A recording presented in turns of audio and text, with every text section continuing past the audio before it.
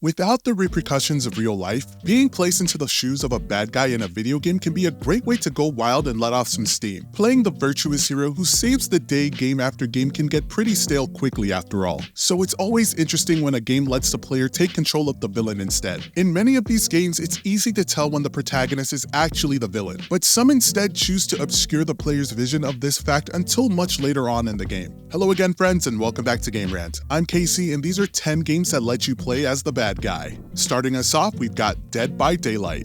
The dramatic rise in the popularity of asymmetrical multiplayer games over the past decade or so has led to some fantastic titles. Few have had quite the same impact as Dead by Daylight though. 4 players must work together in order to escape from a crazed killer, who just so happens to be controlled by another player. Despite being released more than 5 years ago, the game is still going strong and continues to add new characters to its roster as time goes by. Having launched with just 3 killers, there are now considerably more of them, many of whom are licensed from movies, television shows, and other video games. Up next, we've got God of War.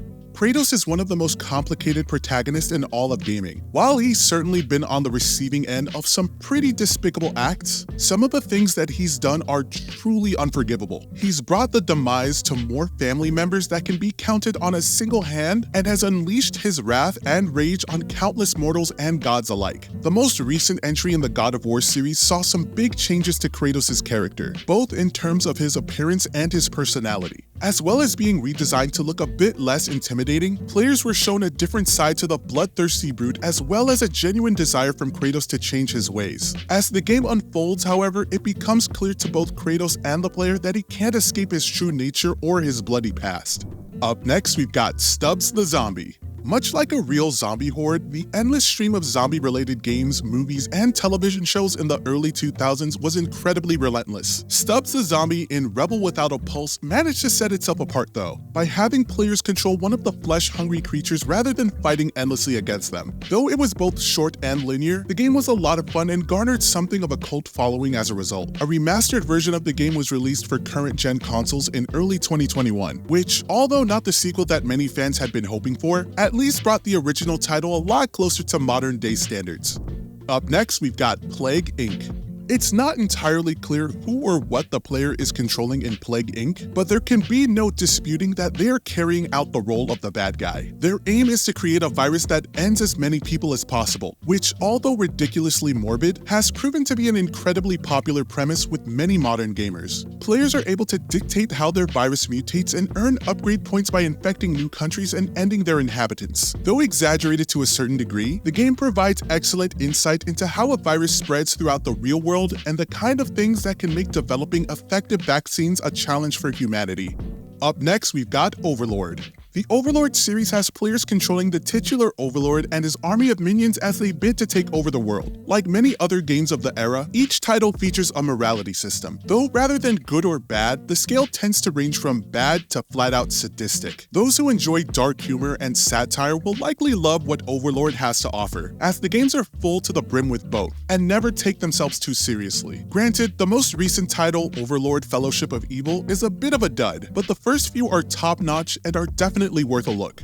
Up next, we've got Undertale. There are plenty of reasons to love Toby Fox's Earthbound-inspired game, Undertale. For many though, the way that the game encourages players to reevaluate their actions by highlighting the disturbing nature of traditional RPG tropes is what makes it stand out. The idea that you can be a complete pacifist was revolutionary at the time of the game's release, though it's one that the vast majority of players didn't really pick up on until after their first playthrough of the game. As a result, most players will begin their Undertale experience by following either the neutral or genocide routes. By replaying the game and following the true pacifist route, however, players will come to realize the cost and consequences of their actions and in turn the playable character's true role in either of the aforementioned routes. It may even lead to players questioning the morality of other video game protagonists, many of whom share more than a few similarities with Frisk.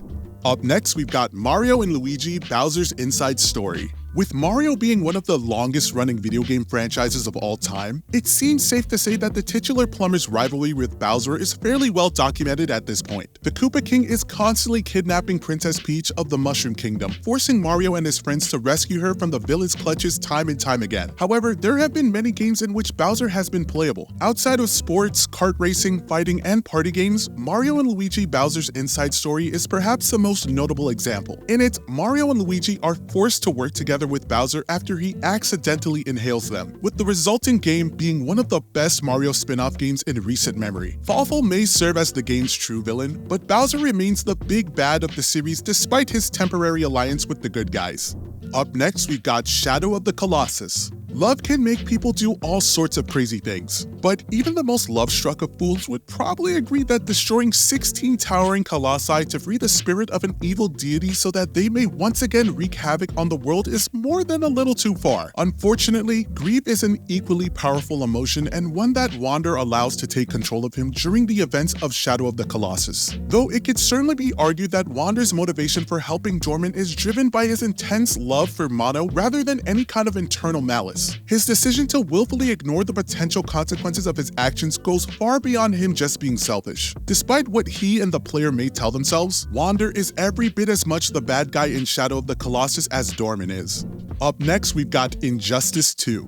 When asked to think of an iconic comic book superhero, Superman is usually one of the first names to spring into people's minds. However, Kal-El isn't always playing the hero, with the Man of Steel having turned heel at numerous points over the years. One such example as this can be found in Injustice 2, where, for all intents and purposes, the last son of Krypton serves as the main villain. Despite Superman being shown to have lost his marbles right throughout the course of the title's main story, players are given a chance to side with him come the game's epic conclusion. Siding with Superman instead of Batman and then winning the resulting fight will result in players getting the bad ending, with Superman brainwashing some of the other characters to do his evil bidding.